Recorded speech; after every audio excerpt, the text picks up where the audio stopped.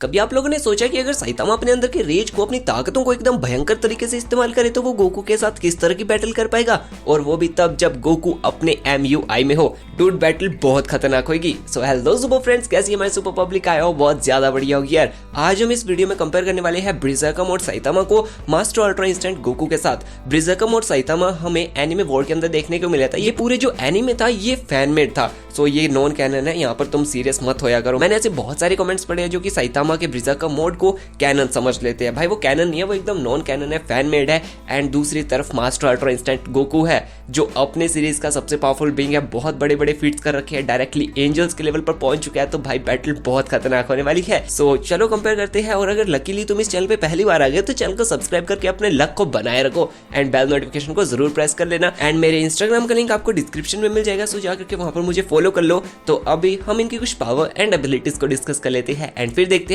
कौन विनर होने वाला है। ब्रिज़ाकम साइतामा एक fan made non canon character है जो कि हमें एनिमे वर्ल्ड के अंदर देखने को मिला था। इसी वजह से इसकी पावर एंड एबिलिटीज कोई स्पेशल ऑफिशियल वेबसाइट में नहीं दी गई थी। तो हमने एनिमे वर्ल्ड के कुछ ऐसे सीन्स देखे थे जिसके अंदर उसने अपने पावरों को भयंकर तरीके से इस्तेमाल करा था, और उन्हीं सीन्स को हम यहाँ पर डिस्कस करने वाले हैं, जिससे आप सभी को इसकी ताकतों का अंदाजा हो जाएगा। तो सबसे पहला सीन ये हुआ था कि जब साइतामा अपने ब्रिज़ाकम मोड में गया नहीं था तो उस वक्त इसने गॉड बू को सिर्फ एक ही पंच में मार दिया था। और जो गॉड बू था वो लिटरली उस वक्त बीरस को धो रहा था, और बीरस कुछ भी नहीं कर पा रहा था गॉड बू के अगेंस्ट। बट साइतामा आता है इतने बैड तरीके से, सिर्फ एक पंच मारता है, गॉड बू की हालत खराब करता है, दूसरे सीरियस पंच में गॉड बू को एग्जिस्टेंस से खत्म कर देता है। ये बहुत ही भयंकर मोमेंट थी लिटरली उसकी। और उस वक्त साइतामा अपने ब्रिज़ाकम मोड को भी इस्तेमाल नहीं कर रहा था। और ये चीज शो करती है कि एनिमे वर्ल्ड का साइतामा लिटरली बिना ब्रिज़ाकम मोड में गए भी काफी ज्यादा स्ट्रेंथ, ड्यूरेबिलिटी एंड काफी भयंकर पंचेस रखता है। एंड फिर दूसरा मोमेंट हमें देखने को मिला था जब द ड्रैगन गॉड ज़ार्मा के अगेंस्ट ब्रिज़ाकम और साइतामा लड़ा था।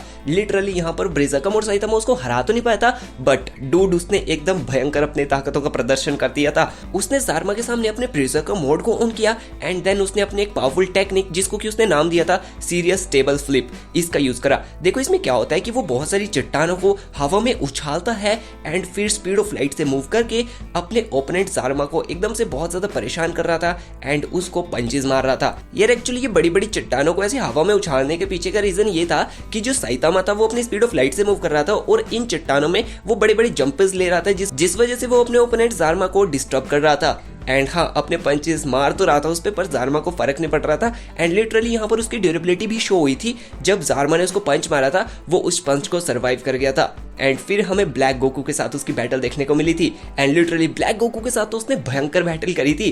ब्रिज़ाकम मोड में जाते ही भैया उसने एक एक पंचेस में ब्लैक गोकू को उछाला था, और इतना उछाला था कि उसको जमीन की सतह टच भी नहीं करने दी थी, उसको हवा में उछाले ही जा रहा था। एक पंच मार रहा था, स्पीड ऑफ लाइट से मूव करके दूसरी जगह में जा रहा था और दूसरी जगह से उछाल रहा था। लाइक डूड बहुत गजब बैटल थी ये। और उस बैटल को देखकर गोकू के वर्ड्स बहुत भयंकर थे। लाइक वो बता रहे थे कि ब्रिज़ाकम मोड में साइतामा कितना ताकतवर हो सकता है। उसके वर्ड्स कुछ ऐसे थे, मुझे पता था मेरे साथ बैटल में ये अपनी पावर्स को होल्ड बैक कर रहा था, वो अपने एक एक हिट में अपनी फोर्स को प्रॉपर्ली यूज कर रहा है and he is using his speed to position himself so he can strike again for double damage. एक ही वक्त में वो दो डैमेज दे रहा था ब्लैक गोकू को। ये चीज बहुत ही ज्यादा भयंकर है, ये उसकी पंचेस की पावर शो कर रही है डूड। एंड गोकू के अकॉर्डिंग जब गोकू अपने ब्लू फॉर्म में कायोकेन टाइम 10 का यूज कर रहा था तो उस वक्त उसको लगा था कि उसके पास साइतामा के अगेंस्ट एक अपर हैंड है। बट इस पावर को देखने के बाद गोकू ने कहा कि ये ताकत मुझे मार सकती थी। वो अपनी ताकतों को होल्ड बैक कर रहा था मेरे साथ बैटल में। तो आप समझ सकते हो भाई गोकू के अकॉर्डिंग साइतामा कितना ज्यादा ताकतवर था अपने ब्रिज़ाकम मोड में। एंड ब्लैक गोकू को जब वो पंच मार रहा था तो ब्लैक गोकू को तो वो पंच लगता था, बट उस पंच की शॉकवेव इतनी ज्यादा उठ जाती थी कि पीछे की जितने भी माउंटेन्स होते थे वो सारे डिस्ट्रॉय हो जाते थे। उसके पंचेस की वजह से आसपास की जगह पूरी तरह डिस्ट्रॉय हो चुकी थी। तो अभी हम इसके ओपोनेंट MUI गोकू की पावर्स को देख लेते हैं। यहाँ पर मैं सिर्फ MUI को ही लेकर के आया हूँ क्योंकि आप लोगों के कमेंट MUI को ही देखने के थे। तो ओके डूड, अभी हम MUI की पावर्स को देख लेते हैं। तो गोकू ने जब पहली बार ही अल्ट्रा इंस्टेंट को अचीव करा था तो भाई गॉड ऑफ डिस्ट्रक्शन जितने भी बैठे थे ना वहां पर, वो रिस्पेक्ट देने के लिए उसको खड़े हो गए। एंड सबसे बड़ी बात, उस बैटल में गोकू ने अपने 0% स्टेमिना में जीरन को डिफीट करा था एंड उसको पूरी तरह डिफीट करा था। गोकू अपने MUI की वजह से इतना ज्यादा फास्ट हो जाता है कि जीरन को वो दिख भी नहीं रहा था एंड आफ्टर इमेजेस क्रिएट कर रहा था गोकू अपने अल्ट्रा इंस्टेंट में रहते हुए भी अपने सिग्नेचर अटैक कामेहामेहा को यूज कर सकता है, जो कि उसने जीरन के अगेंस्ट करा था एंड भयंकर उसको दिक्कत दे दी थी। मास्टर अल्ट्रा इंस्टेंट में जाते ही गोकू अपने किसी भी दूसरे ट्रांसफॉर्मेशन को भी यूज कर सकता है, जिसकी वजह से गोकू अपनी स्ट्रेंथ, स्पीड, अपनी ड्यूरेबिलिटी, अपने एजिलिटी को बहुत ज्यादा इंक्रीज कर सकता है। गोकू ने मोरो को पूरी तरह डिफीट कर दिया था। मोरो उस वक्त अपने आप को पूरे प्लेनेट के साथ मर्ज कर चुका था एंड उसको हराना बहुत ज्यादा डिफिकल्ट हो चुका था।